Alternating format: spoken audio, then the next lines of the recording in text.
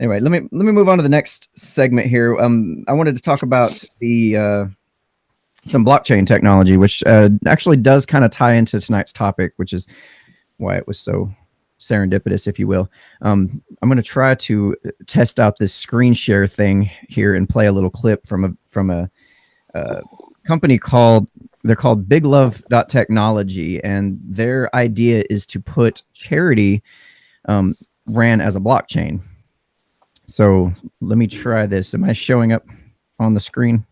I'm seeing it. Okay, go ahead and click play there. Ever wondered what charities really do with your donations? Does it reach those in need or end up in the pockets of the wrong people?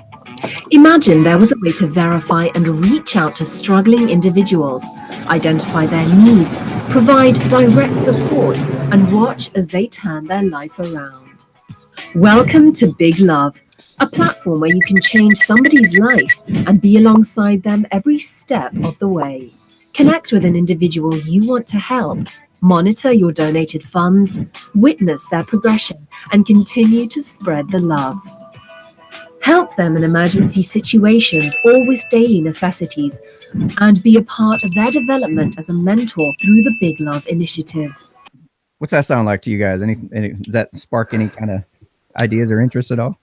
All right. So, well, the reason I'm interested in that particular one is because, like they were saying, is one of the big issues with giving to charity is you have no freaking idea where your charity money goes. A lot of times when you do give money, you find out about all these nonprofit charities and stuff giving away money, and the money is used on shit that had nothing to do with the intended purpose, or they're using 90+% of it just in administrative costs or trying to justify that, and very little of your money actually goes to the people it's intended to help. And this here takes the power away from the people, in charge of the money, and just says, okay, well, now it's on the blockchain here, and now everybody can see where the money's going, what it's being used for, and they can decide, oh, do I want to go ahead and donate to this charity or participate in this, charity economy, if you will, or not, based on where the money's going. I don't know if they picked a terrible example on accident, or if that was their intended,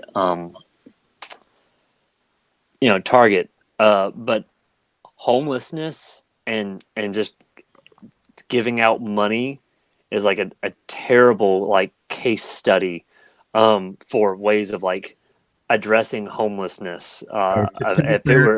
To be fair, that was just the first minute of the commercial. Okay. No, I can get behind the accountability part of seeing where your money goes. But if they've got this vision of they're going to cure homelessness by getting, I don't know, hobo Uber or something, you're full of them tonight, ain't you? Hey, would you like to pay $5 to send it to Hobo Joe? Yeah. Ching. And then I get a notice saying, you just sent $5 to Hobo Joe. Great. And then do I get notice 5 minutes later, Hobo Joe just spent that on drugs? I'm well, great. Well, now I know where it went. I totally get your concern. I totally get your concern. Don't think that's quite how it's going to work, though. And I mean, if you compare that to the situation which you have right now, is you don't even get to see that the money makes it to Hobo Joe. I think we have a new character show now. Well, I think maybe, and for all I know, the Big Love, is that's what they were called, right? Maybe they're going this way anyway.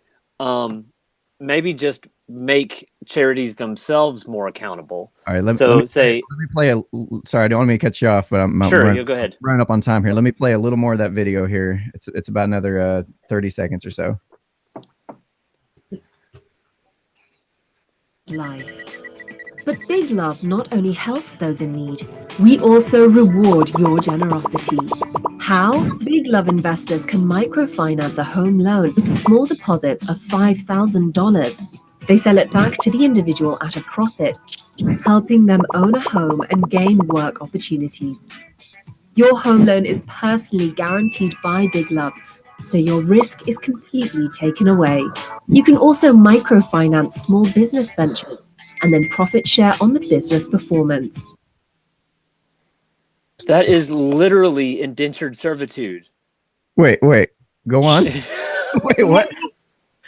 I mean, I thought we stopped indentured servitude because we thought it was a bad thing. I mean, it was always voluntary. What do you mean? I mean, like I guess what the model is if I'm struggling and I want to start a business, I can take a microloan. Well, I was saying the whole right now, you can microfinance a house and then like sell it back at a profit, and like you're just telling this guy, it's like, yeah, I'll give you a life, but I own you, you know, and with a because it's basically it's a loan. You're not going to lend your money unless you have some way, as they seem to be implying, of being guaranteed the return, like, or else, like, the people can't default on it. Why? Because it's on the blockchain. Like, no, that's exactly what they were saying though, is they can if they do default on it, the company themselves will cover that cost or something. I don't know the specifics exactly. I'm not saying that it's a bad idea. I just don't feel like it's I just don't feel like it's maybe I just haven't seen enough of the fleshed out model. I just feel like it has potential for abuse. No, I appreciate. But I like the base concept. Yeah, I appreciate the criticism. I was just curious what you guys thought about it, because I think it looks like digital socialism. Yeah, well, I mean, I thought the reason I thought it was neat is because a lot of it's really difficult to get into a loan for a business. Like, you already have to have a bunch of money. It's like it's like if I'm out in the water and drowning, and nobody's going to come save me until I'm on shore, and then everybody wants to throw a bunch of life rafts on me and try to say, that's kind of how the banks work. Like, if you're just out there struggling, trying to figure out how to start a business, maybe you got an idea, banks ain't going to loan you no money because you don't have anything to borrow against. So you get the situation where, until you've got a bunch of money, banks aren't interested in you. And by then you're like, I don't need your money, except to make more money. So this kind of services that area that's below that mark where, I can start with like zero and get started at least. I mean, it's kind of cool that, I would like to be able to loan some of my money to somebody to help them out if that's what they're honestly needing.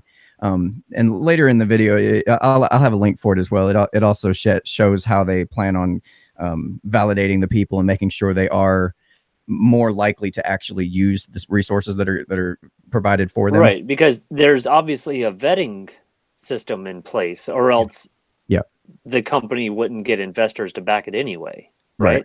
Because that's exactly what you are, as an anonymous investor. Which I don't have any problem with that. I mean, if I've got a couple $1,000 sitting around and I want to help somebody out and then make a little money in the process because they have used it and they've actually succeeded, that's great. But how do you get your return? It's all done through the system, I guess. I don't know exactly. That's what I'm saying. Like, when you're the anonymity makes that less likely. Well, I love that he likes this, but he did not like my social health care. I mean, to me, this is the exact same thing, with the exception of the fact that this isn't sliding part off of your paycheck. Is the only difference, is that you're going to voluntarily give this as opposed to it coming off automatically. Exactly. The only difference. That is the only difference, and you're absolutely right. Because, like I said earlier, I don't have a problem with the system. The other difference is you're not going to automatically benefit from this loan either. I mean, the other difference with the healthcare is you're automatically going to benefit from that. You're automatically paying for it, but you're automatically benefiting from it too. Right, I understand. Everybody gets it no matter what. So I mean, it's not like you're going to pay for it and not use it. You're going to get it 100%.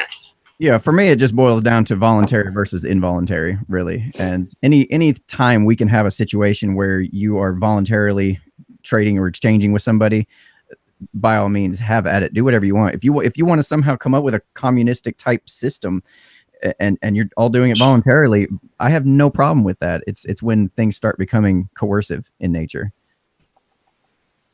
I'll take a hard pass on all communism. Thank you.